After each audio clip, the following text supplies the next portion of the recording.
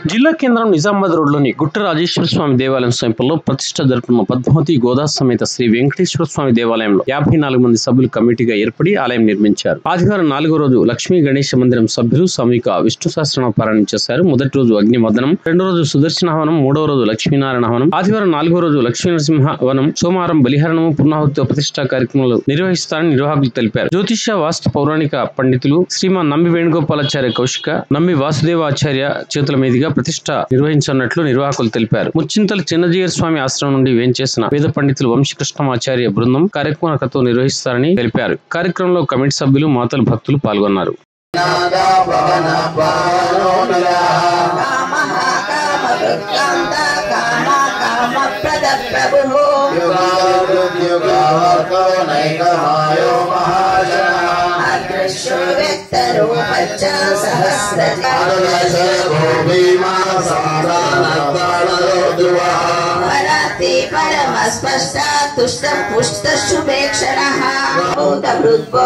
కపీంద్రో సాక్షి ముకుందో విద విక్రమః అంబో నిధిరనంతాత్మా మహోదతిశయోత్తకః కృష్ణో దృఢ సంకర్షణోత్సుకః వారుణో వరుణో వృక్ష పుష్కరాక్షో మహామనః భగవాన్ భగః నందే వనమాలే హలాయదా ఆది ఆత్మా ఆత్మా సత్కీర్తి చిన్న సంశయః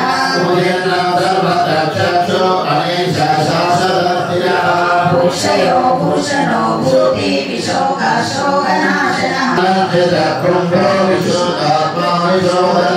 అనిరుద్ధో ప్రజయః ప్రద్యుమ్నో విద విక్రమః త్రిలోకాత్మా త్రిలోకేశ కేశవా నదేయాంతి పరాభవం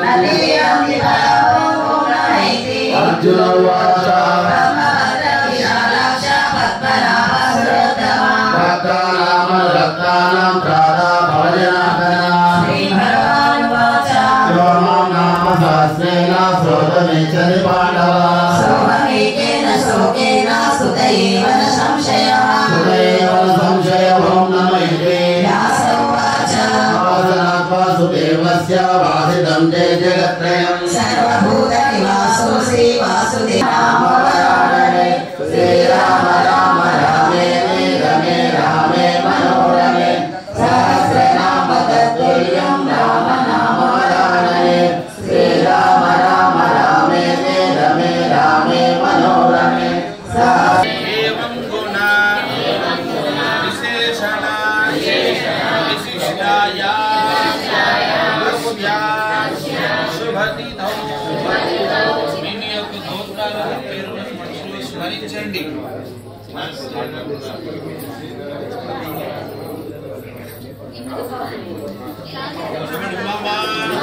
సహ కుటుంబానాం క్షేమ స్థైర్య అభివృద్ధ్యర్థం సంకల్పిత పాంచాన్నిక ఏకకుండాత్మక శ్రీ పద్మావతి గోదా సమేత శ్రీ వెంకటే స్థానిక జిల్లా కేంద్రంలోని నిజామాబాద్ రోడ్లోని గుట్రాజేశ్వర స్వామి దేవాలయం ఆవరణలో అంగరంగ వైభవంగా శ్రీ గోదా సమేత వెంకటేశ్వర స్వామి ఆలయం అంగరంగ వైభవంగా నిర్మాణం జరిగింది. అట్టి ప్రతిష్ఠా కార్యక్రమాన్ని ఈ 5 రోజుల పాటు చేయడానికి నిర్వాహకులు నిశ్చయించడం జరిగింది. అంగరంగ వైభవంగా ఎలాంటి వాతావరణం అంటే అక్కడ పోయి మనం కూర్చుంటే ఎంతటి ప్రశాంతత ఉంటుందో ఒకసారి వచ్చి తిలకిస్తే అర్థమవుతుంది. ప్రశాంత వాతావరణం, చక్కని వాతావరణ,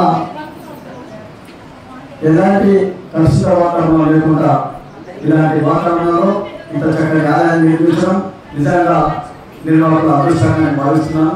9 కోట్ల స్థలాన్ని సేకరించి ఒక 54 మంది దీనికి నిర్మాణానికి పూనుకొని కమిటీ సభ్యులు ఈ ఆలయాన్ని నిర్మించడం జరిగింది. ఈ రేపటి వరకు ఇది ప్రతిష్టంగా పూర్తవుతుందని నిర్వాహకులు చెప్తున్నారు. ఈ ఆలయానికి అధిక సంఖ్యలో భక్తులు వచ్చి భగవంతుని చేయించుకోవాల్సిందిగా కోరుతున్నాను. భక్తుల వారిట కొంగు బంగారంగా దేవాలయం వెలుగుతుందని నేను ఆశిస్తున్నాం. శ్రీమాన్ ప్రముఖ వేద పండితులు, జ్యోతిష, వాస్తు, పౌరాణిక వేద పండితులు శ్రీ నంది వేణుగోపాలాచార్య కౌశిక గారు ఇక్కడి ప్రతిష్ట కార్యక్రమాన్ని చేపడుతున్నారు. అలాగే మనకు జిఎస్ స్వామి ఆశ్రమం నుంచి, ముచ్చింతల నుంచి ఆలయ అర్చకులందరూ వచ్చి ఇక్కడ ప్రతిష్ట కార్యక్రమాన్ని చేపట్టడం జరుగుతుంది. వారందరూ కూడా ఎన్నో ఆలయాలు ప్రతిష్ఠించి ఎన్నో ఆలయాలకు విశేష పూజలు చేయడం జరిగింది.